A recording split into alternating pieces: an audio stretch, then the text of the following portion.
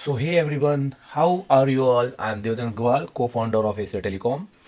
So today I'm in my student lab and I'm just gonna show you how to remove iPhone 7 Plus CPU. So for that I have iPhone 7 Plus mobile, and today I will gonna remove the CPU and install it again. Okay, and I will share the whole procedure with you, all heat and air and tool which I'm going to use it. So let me show you that my screen which I'm connected with microscope, and that tool for removing my CPU I'm using Quick 861 SMD. You can see that the world class tool. I don't have a stand for it, so I don't have a stand for it handle, so currently I keep it like this. Okay, I have another tool called T245 soldering iron, and I have another SMD Quick 8570W plus to just cut my glue, and I'm using microscope Mechanic D65T. Now let me show you my tool. This is band tweezer,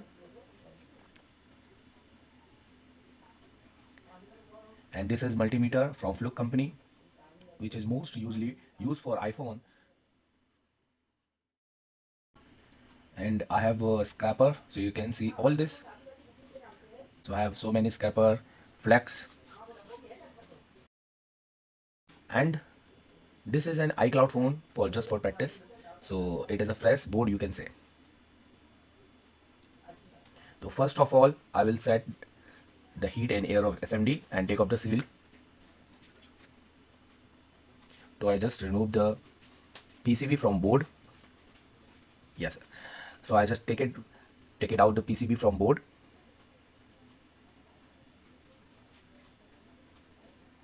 This is an iCloud board for just practicing. Now we'll show how to remove the seal. So here I will set the heat and air of SMD. So just watch it carefully. Okay. So as you can see, I set my heat.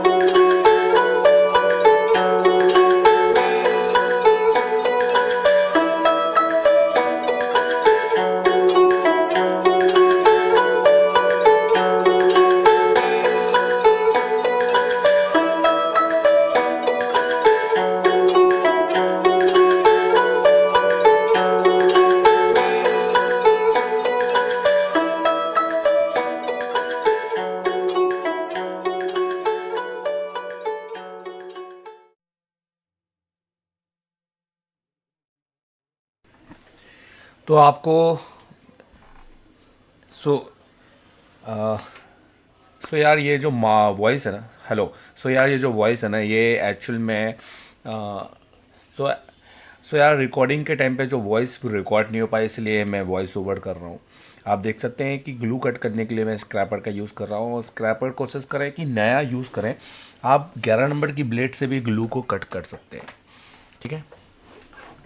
तो glue को cut करने के time पे बस आपको ध्यान देना है कि आपको ज़्यादा स्क्रैच नहीं करने हैं, बट आप अगर एक लाइन भी अगर आप थोड़ा सा स्क्रैच करते हैं तो वो भी आपके लिए काफ़ी अच्छा है, क्योंकि इससे आपको एटलीस्ट सीपीयू लगाते समय आपको पता चल जाता है कि सीपीयू आपको कहाँ तक रखना है। जैसे आप देखिए एक हल्का सा लाइन मैंने यहाँ पर दिया है, तो इससे हमें अंदाज़ा पड़ जाता है। छोटी छोटी चीज़ें जो होती हैं ये हम मिस आउट कर लेते हैं, और जब भी हम काम करते हैं तो काम नहीं होता है। तो यही रीज़न है कि काम होने के लिए थोड़ा सा सीखना पड़ता है। आप देख सकते हैं यहाँ पर साइड में सारे बक कॉइल लगे हुए हैं। तो मैंने जो एयर और हीटिंग रखी है वो तो आपने देख ली होगी, नहीं देखी तो मैं बता देता हूँ। 250 मैंने हीट है और 20 पर मैंने एयर रखी है। ओके, तो साइड में आपको बग ग्लू काटते समय ध्यान देना है। और दोस्तों मैं आपको बता दूं साथ में कि अगर आप आईफोन पे काम करना चाहते हैं और आप एंड्रॉयड पे काम कर रहे हैं तो आप मेरा आईफोन का कोर्स परचेज़ कर सकते हैं, जो कि केवल 7,999 रुपये का है अगर आप दिवाली कोड यूज़ करें तो। ये जो कोर्स है ये ख़ास तौर पे मैंने उन टेक्नीशियन के लिए बनाया था जो कि एंड्रॉयड पे काम करते हैं और जिनको आईफोन की थ्योरी चाहिए, आईफोन का सर्किट कैसे काम करते हैं, आईफोन का पीएम, आईफोन के बहुत से आईसी होते हैं, उन आईसीओ को क्या कहते हैं, वो सर्किट कैसे काम करता है। तो टोटल 36 चैप्टर तो सिर्फ आईफोन 6 में मैंने डाले हैं और पूरे सिर्फ आपको 8,000 रुपये के अंदर आईफोन 6, आईफोन 7, आईफोन एक्स 11 और अब आईफोन 12 उसमें मैं अपलोड कर रहा हूँ धीरे धीरे, तो आपको आईफोन 12 मिल जाएगा। 2 साल की वैलिडिटी का ये कोर्स होने वाला है जो आपको बहुत ही फ़ायदेमंद होगा। बहुत सारे लोगों ने लिया है और बहुत ही उससे फ़ायदा उठाया है। आप किसी भी इंस्टीट्यूट जाएं, 1 लाख रुपये 50,000 आसानी से आपको वहाँ पर देना पड़ेगा। आप वहाँ पे आईफोन करके आएंगे, पर आप इतना सारा कंटेंट सिर्फ 8,000 रुपये में, मतलब आप ये समझो कि आप एक खाली एक टूल ख़रीद रहे हो तो उसमें आपको इतना डाटा मिल जाएगा।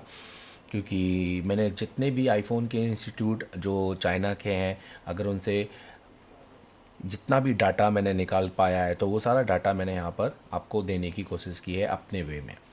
तो आप देख सकते हैं अभी फ़िलहाल हम जो नोज़ल है उसको किस तरीके से हमने रखा हुआ है। और ध्यान दीजिएगा आप इसमें यहाँ पे छोटा नोज़ल भी यूज़ कर सकते हैं। मैंने थोड़ा बड़ा नोज़ल यूज़ किया है क्योंकि फ़िलहाल यहाँ पर मेरे पास एक ही नोज़ल है, इसलिए मुझे मेरे पास जो नोज़ल है मेरे को वही यूज़ करना पड़ा।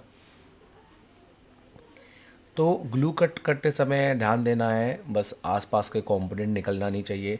जो कॉइल है वो आपकी लूज़ नहीं होनी चाहिए और आपको सीधा सीधा चलाना है। आपको टेढ़ा, अगर आप हल्का सा भी इसको टेढ़ा करेंगे तो आपका जो कॉइल है वो लूज़ हो जाएगा और इस टाइम पे आपको लगेगा आपका कॉइल लगा हुआ है। पर जब आप इसको सीपीयू लगाएंगे और इसको रिबूट करेंगे, मतलब जब आप बूटिंग करेंगे तो आपका ये लो बूटिंग दिखाएगा, तो आपको लगेगा कि आपका सीपीयू ढंग से लगा नहीं है।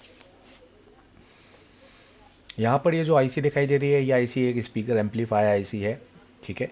तो ये आईसी के, देखिए आईसी के हल्का सा अगर ऊपर का कांच टूटता है तो उससे कोई दिक्कत नहीं है क्योंकि वो आईसी के एक अपर लेयर है। आईसी अंदर से नहीं टूटनी चाहिए, नीचे के पैड से टूटनी नहीं चाहिए, वो एक मेन कंडीशन बनती है। यहाँ पर आपको बहुत ध्यान देना है, आपके जो कोयल हैं वो लूज़ नहीं होने चाहिए।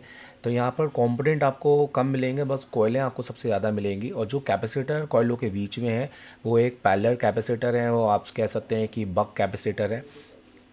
तो वो कैपेसिटर निकल भी जाए तो कोई दिक्कत नहीं है।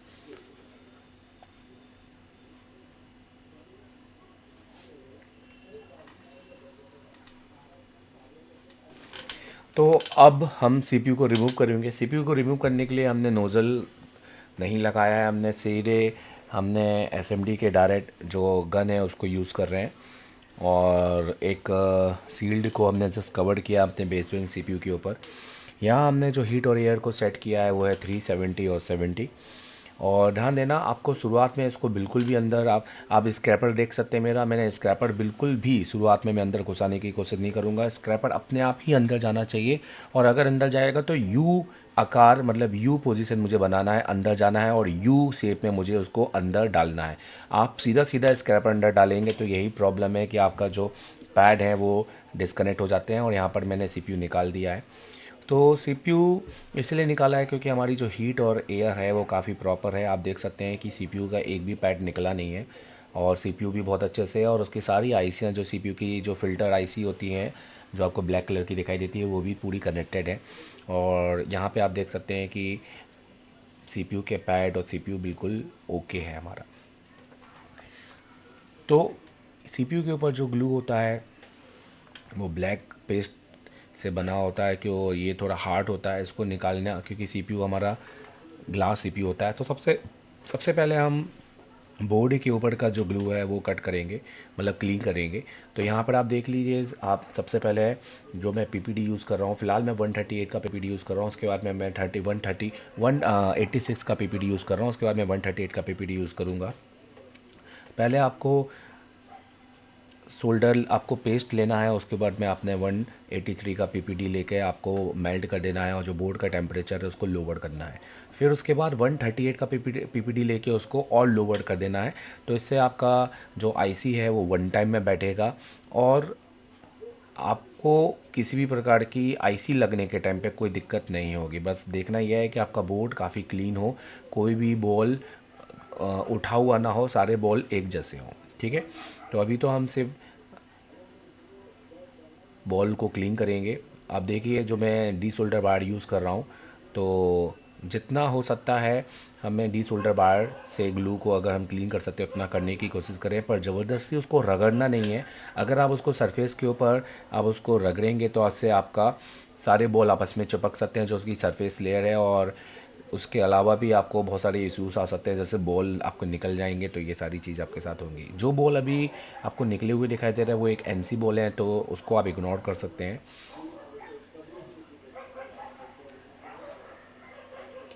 जब भी आप डी शोल्डर बार का यूज़ करें तो आपको एक ही साथ एक ही और उसको घुमाना है, आगे पीछे, मतलब उसको गोल गोल गोल या राइट लेफ्ट नहीं करना है, उसको आगे पीछे करना है।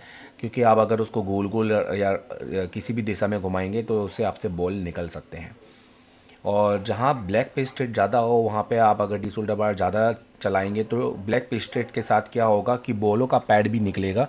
ये अक्सर देखा गया है। तो इसलिए अब मैं इसमें यहाँ पे स्क्रैपर का यूज़ करूँगा। पहले तो मैं इसको बोर्ड को क्लीन कर रहा हूँ, अब इसके बाद मैं इसका स्क्रैपर का यूज़ करूँगा। तो आप जैसे ही देख सकते हैं ये बोर्ड को क्लीन करना है और बोर्ड के पैड को हमें पूरा फ्लैट करना है। तो यहाँ पर देखिए ग्लू लगा हुआ है, तो हम यहाँ पर स्क्रैपर से उसको क्लीन करेंगे।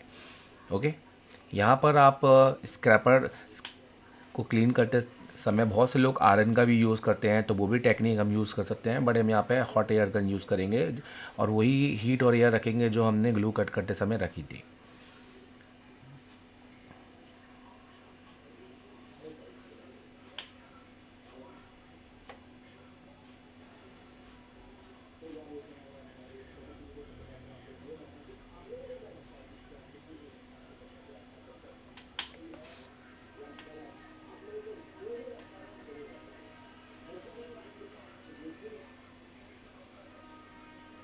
तो आप देख सकते हैं हीट और एयर जो मैंने रखा है यहाँ पर। अब यहाँ पर हम ग्लू को, ये देखिए ये जो ब्लैक पेस्ट है, तो यहाँ से हमें इसको निकालना ज़रूरी है क्योंकि इससे नहीं तो आईसी हमारी सही से लगेगी नहीं। बट आपको देखना ये है कि आपका जो हैंड है वो एक ही दिशा में चले, आपको आगे पीछे नहीं चलाना है। या तो आप आगे चलाइए या तो पीछे चलाइए, इस तरीके से। ठीक है, और जहाँ पे भी आपको लग रहा है कि आपका जो पेस्ट है काफ़ी सख्त है, तो उस समय आप वहाँ पर फ्लेक्स लगा के अपने पीपीडी लगा लीजिए, थोड़ा सा उसको नरम कर लीजिए, फिर उसके बाद में चलाइए।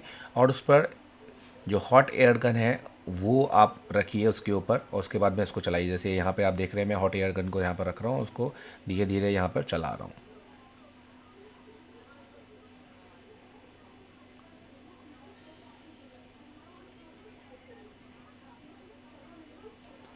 ये थोड़ा सा प्रैक्टिस पर है। अगर आप प्रैक्टिस करेंगे, अगर आप एंड्रॉयड पे काम जानते हैं तो आईफोन पे काम आप बहुत इजीली कर लेंगे। ये कोई हुआ वर्क नहीं है, और इसको हुआ बनाया गया है आईफोन के सीपीयू। जब तक आप शुरुआत नहीं करेंगे आपको बनेगा नहीं, और जब आप शुरुआत करने लगेंगे तो आपको बनने लग जाएगा। और आप भी आईफोन के सीपीयू को ईज़िली बना सकते हैं। बट आपको एंड्रॉयड पे थोड़ी सी प्रैक्टिस होनी चाहिए। जो स्टूडेंट पहली बार ही आईफोन पर चला जाता है उसके लिए काफ़ी टफ हो जाता है, क्योंकि उसका एक्सपीरियंस होता नहीं है बोर्ड पे, और सीधे आईफोन के बोर्ड पे, क्योंकि इनके बोर्ड एक्सपेंसिव भी आते हैं। आप अगर ज़्यादा बोर्ड अपने प्रैक्टिस के टाइम पे ख़राब करेंगे तो उसको ख़रीदना भी आपके लिए मुश्किल होता है। तो इसलिए जितना हो सकता है एंड्रॉयड पे पहले स्किल हासिल करें, और उसके बाद फिर आईफोन पे करेंगे तो आपको ज़्यादा प्रैक्टिस की वहाँ पे ज़रूरत नहीं पड़ेगी, और आप कस्टमर के बोर्ड पे काम करने के लिए तैयार हो जाएंगे। तो ये बात मेरी याद रखिए।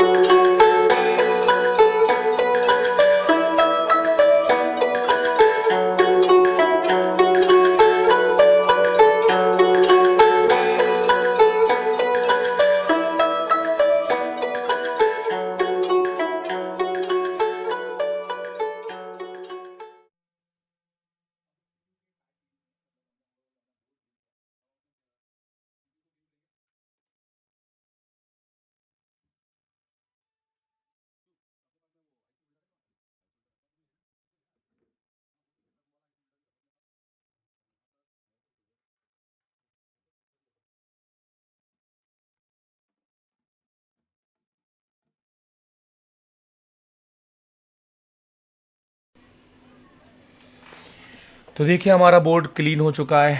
अब हम बिल्कुल सरफेस को हमें बिल्कुल फ्लैट रखना होता है, तो वही काफ़ी एक बेहतर कंडीशन होती है। अब हम सीपीयू को क्लीन करेंगे और सीपीयू को रिवॉल्व करेंगे। सीपीयू को क्लीन करने के लिए हमारे पास में आप देख सकते हैं किस तरह का अभी होल्डर है, स्टैंड है। तो मेरे जो पीसीबी होल्डर है उसमें छोटा सा सीपीयू या आईसी होल्डर यहाँ पे दिया हुआ है, तो मैं वहाँ पर लगा के सीपीयू को क्लीन करूँगा। अगर स्क्रैपर की बात करूँ तो मेरे पास में जो सीपीयू का क्लीन करने का स्क्रैपर है, तो वो भी आप देखिएगा मैं कौन सा यूज़ कर रहा हूँ। हालांकि आप यहाँ पर किसी भी तरीके से, बहुत सारे तरीके हैं जिससे आप सीपीयू को क्लीन कर सकते हैं, और मैंने अपने कोर्स में बहुत सारे तरीके डाले हैं। वो भले ही एक आपकी माचिस की टिक से हो, या फिर आपका ट्विज़र से हो, या से ब्रश से हो, बहुत सारे तरीके हैं ऐसे जिससे हमने ग्लू क्लीन किए हैं। तो सबसे पहले हमने जैसे कि 138 पीपीडी लगाकर हमने इसको टेम्परेचर को डाउन किया। तो जैसे कि मैं हमेशा करता हूँ, पहले मैं 183 लगाता हूँ, उसके बाद फिर 138 लगाता हूँ, क्योंकि कंपनी का जो टेम्परेचर होता है वो 200 के ऊपर होता है, इसलिए हमें उसके टेम्परेचर को पहले लोअर करना होता है। यहाँ पर आपको सिर्फ टेम्परेचर को लोअर करना है। अब देखिए, अब मैंने इसके साथ इसकी जो तीनों आईसियाँ हैं, चारों आईसियाँ वो भी निकाल दी हैं। वो ज़्यादा एक बेहतर कंडीशन होता है, क्योंकि सीपीयू को क्लीन करते समय या सीपीयू को रिवॉल्व करते समय अगर वो आईसी ज़रा सी ब्रेक हो जाए तो वो एक हाई बूटिंग पे चला जाता है सेट, और उसके बाद भी हमें फिर निकाल कर सीपीयू का ये पहले जो फ़िल्टर आईसी है, हमें ये आईसी को निकालना पड़ता है। तो आप देख सकते हैं अभी हमने एक बहुत हल्के वे में डी सोल्डर वायर को ऊपर ऊपर चलाया है, और जो बड़े बड़े बॉल हैं उनको हमने हटा लिया है। बहुत ज़्यादा रगड़ना नहीं है, और ना ही गलती करना कि जिस तरह के आप सैमसंग के डुअल डेकर को डी सोल्डर वायर से क्लीन करते हो वैसे इसको करना है। ये ग्लास सीपीयू है, अगर आपने डी सोल्डर वायर से इसको क्लीन किया तो ये पूरा की पूरा घिस जाएगा ऊपर और ख़त्म हो जाएगा। अब हम अपना हीट और एयर आप देख सकते हैं कि कितने पर मैंने रखा हुआ है, एडजस्टमेंट मैंने आपको दिखा दिया है। यहाँ पर अब मैं अपने ग्लू को कट करूँगा, क्योंकि ऑलरेडी ये नरम हो चुका है तो ये निकलने में आसानी देगा। बस हाथ को हल्का रखना है, भारी नहीं रखना है, आईसी के ऊपर दबाव नहीं डालना है, और हल्के हल्के प्रेशर से इसको आगे बढ़ाना है, और ज़बरदस्ती नहीं करना है। एक बार ना हो, दो बार, तीन बार उस पर चलाते रहना है, वो तीसरी चौथी बार में निकल जाता है। अगर आप एक ही बार में निकालने की कोशिश करेंगे, क्योंकि ये ग्लास सीपीयू है, और तो आपके जो पैड हैं वो बिल्कुल निकल सकते हैं। तो ये बात का आपको ध्यान रखना है।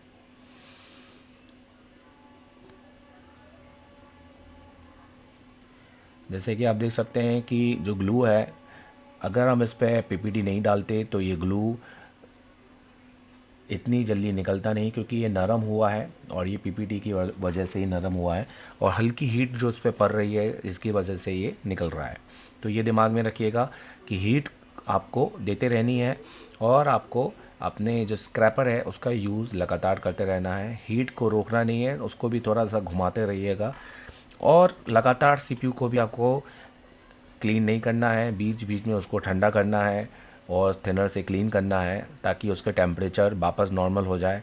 ऐसे में नहीं तो आपका जो सीपीयू है वो ओवर टेम्परेचर हो सकता है, जिसकी वजह से आपका सीपीयू हाई बूटिंग पे चला जाएगा।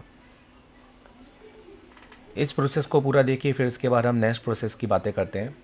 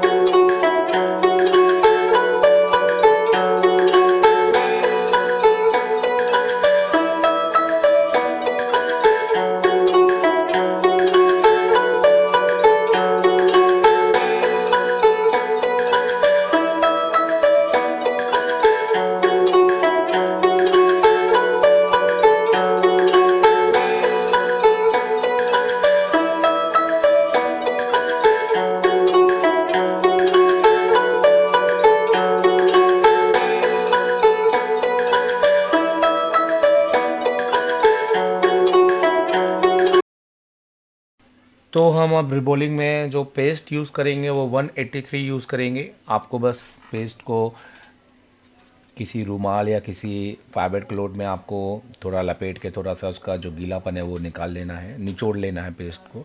और जब थोड़ा सा वो रूखा हो जाए तो उसको यूज़ करना है। अगर उसमें गीलापन रहेगा तो वो पेस्ट आपका स्टेंसिल से बाहर निकलेगा, जिसकी वजह से आपके बड़े बड़े बॉल बनेंगे। आप जैसे कि देख सकते हैं यहाँ पर अब मैं हीटिंग करूँगा और इसके सीपीयू को कोशिश यही करूँगा कि मैं वन टाइम में बनाऊँ, ताकि मुझे दूसरी बार इसको बनाने की ज़रूरत ना पड़े। बट जहाँ हमें लगेगा कट करने की ज़रूरत होगी वहाँ पे हम कट करेंगे, क्योंकि ग्लास सीपीयू में कटिंग थोड़ा कम करना चाहिए, क्योंकि ग्लास सीपीयू में बॉल उखड़ने के चांसेस बहुत ज़्यादा होते हैं। अब देखिए, आमतौर पे चाइना में आपने देखा होगा, चाइना के वीडियो में, कि ये एक ही बार में करते हैं और स्टेंसिल बाहर निकाल लेते हैं। बिल्कुल भी ऐसा मत कीजिए।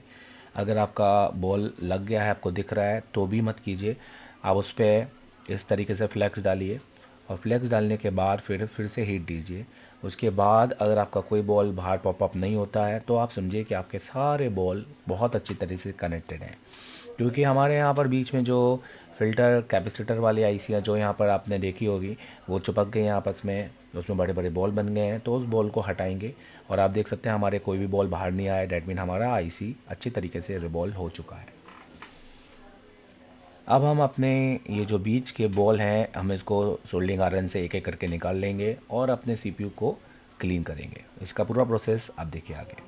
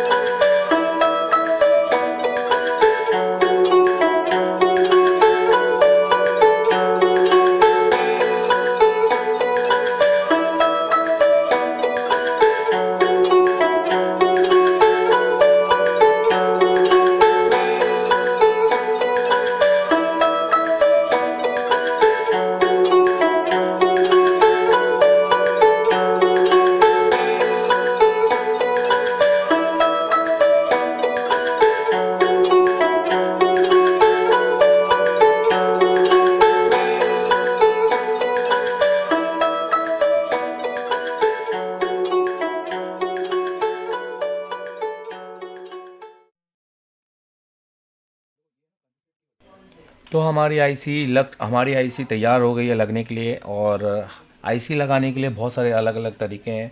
आप बिना पेस्ट के भी आईसी लगा कर अब उसको लगा सकते हैं, क्योंकि पेस्ट हम बाद में आईसी को टच करने के टाइम पे हम लगा सकते हैं। बाकी रोजिंग मेथड भी यूज़ कर सकते हैं और पेस्ट भी लगा सकते हैं, तीनों यूज़ कर सकते हैं। फ़िलहाल हम रोजिंग मेथड यूज़ कर रहे हैं और आप देख सकते हैं कि सीपीयू हमारा ऑलरेडी तैयार है और यहाँ पर हम सीपीयू को क्लीन कर लेंगे। सीपीयू में डस्टिंग नहीं होनी चाहिए किसी भी प्रकार का।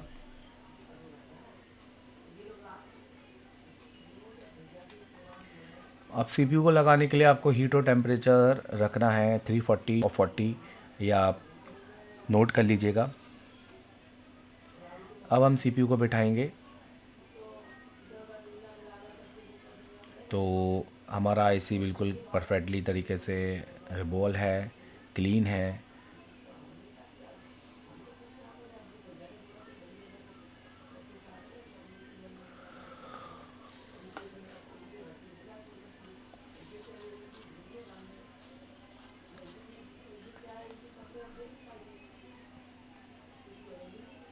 आईसी को नोज कट पॉइंट आपको सही तरीके से लगाना पड़ेगा और रोजिंग जितना ज़्यादा हो उतना ज़्यादा लगाएं। कम रोजिंग लगाएंगे तो थोड़ा सा एक जगह रोजिंग मुझे कम लग रहा था तो इसलिए मैंने थोड़ा रोजिंग और डाल दिया। अब आईसी को लगाऊंगा तो आईसी का नोज कट पॉइंट सही तरीके से रखना है आपको। और अब वही लाइनिंग जो हमने ग्लू कट करते समय थोड़ा सा हल्का सा स्क्रैच किया था, वो लाइनिंग के साथ में हमें उसको अलाइनमेंट करना है। अगर हम वहाँ नहीं करते तो फिर एक अंदाजे से हम आईसी बिठाते। तो एक अच्छा तरीका ये है कि हल्का सा अगर आप लाइन खींच लेंगे तो आपको एक तरीका मिल जाएगा आईसी बिठाने का। अब जो अपनी आपका हॉट एयर गन है उसका जो नोज़ल है वो आप आईसी की तरफ रखिए और जो स्प्रेड होगा आपका जिसके एयर स्प्रेड होना चाहिए बाहर की ओर। तो देखिए मैं किस तरीके से मैंने 340 पे मैंने इसको सेट किया है और अब हम आईसी को सेट करेंगे और इसका सीपीयू लगाएंगे। फिर हम डीसी मशीन से चेक करेंगे कि हमारा फ़ोन ऑन हुआ कि नहीं हुआ। हालांकि वक्त बहुत ज़्यादा हो गया था और रात का समय था और मुझे वापस जाना था, इसलिए ये प्रोसेस मैंने थोड़ा जल्दी जल्दी किया, इसलिए ध्यान नहीं किया वीडियो बनाते समय वॉइस हम कैप्चर नहीं कर पाए। तो मैं जैसे कि कह रहा हूँ कि अगर आप ये वीडियो देख रहे हैं और आपको लग रहा है कि आप भी काम कर सकते हैं तो आप मेरा सीपीयू का कोर्स परचेज़ कीजिए। आप मैंने जो कोर्स बनाया है वो अपना सीपीयू सर्किट और सबका मैंने कोर्स बनाया है और आईफोन का एक बहुत अच्छा कोर्स है जिसको आप परचेज़ करके आप बहुत अच्छा काम सीख सकते हैं। नेट प्रोग्रामिंग पूरी दी है उसके अंदर और बहुत सारी चीज़ें हैं जो आईफोन के अंदर होती हैं, डीसी बूट स्कैन, सब कुछ मैंने बताने की कोशिश की है और बहुत ही प्रोफेशनल तरीके से आपको डाटा वहाँ पर मिलेगा। पैनिक रिपोर्ट, आईफोन एक्स के ऊपर आईफोन 11 हो गया, आईफोन 12 हो गया, तो ये सारी चीज़ें मैंने बताने की कोशिश की है। सर क्रिस्टल जैसा चमक रहा है सीपीयू। तो आप आप जैसे जैसे कि देख देख सकते सकते हैं, हो यहाँ पर आप जैसे कि देख मेरा सकते हैं सीपीयू लग गया है और ये मैं आपको दिखा दूँ। अब हम बोर्ड को ठंडा करेंगे। आप देख सकते हैं कि सीपीयू के एक एक बॉल यहाँ पर आपको प्रॉपर दिख रीडिंग रहे आ रही हैं। कि नहीं आ रही यहाँ पे दिखाइए। तो ये हमने अपना तो सीपीयू के केबल साइड के लगाया बॉल है आप जैसे कि देख रहे होंगे कि आपको और ये हमारी सही रीडिंग जानी तरीके से चाहिए दिख रहे हैं। 300 अब के हम ऊपर बोर्ड को और ऑन करेंगे 1000 और पर अगर चेक चली करेंगे। गई है तो हमारा ये फ़ोन ऑन हो गया है। तो अब हम यहाँ पर दिखा देते हैं मशीन को बता। तो पहले यहाँ पर देखिए मैं स्विचिंग कर लेता हूँ और स्विचिंग हो रहा है कि नहीं हो। देखिए स्विचिंग हो रहा है मेरा फ़ोन का, ठीक है। तो ये अगर 300 और 1000 के ऊपर चली गई तो ये समझिए कि मेरा फ़ोन कम्प्लीटली ऑन हो गया है। तो मैं फिर से एक बार कर देता हूँ।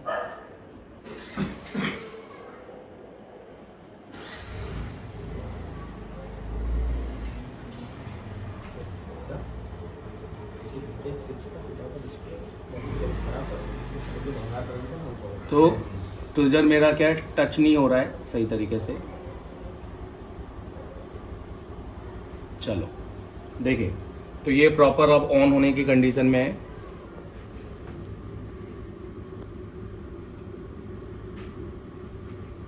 तो ये अभी 300 प्लस जाएगा, तो 200 के ऊपर ये लोगो पे, ये 200 आ गया, मतलब लोगो आ गया होगा। ये देखिए 300 चला गया, डैट मीन ये मेरा ऑन हो गया है। तो अभी 1000 के ऊपर हमें दिखेगा, 700-800 के ऊपर जैसे ही जाता है तो आप समझो कि आपका पासपोर्ट तक यह मामला आ गया है। तो इसको पहले देख लेते हैं पूरा।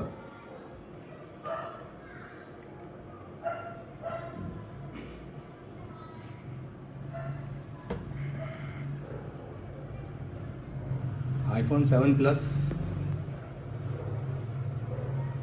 देखिए ये 400 चला गया यहाँ पर,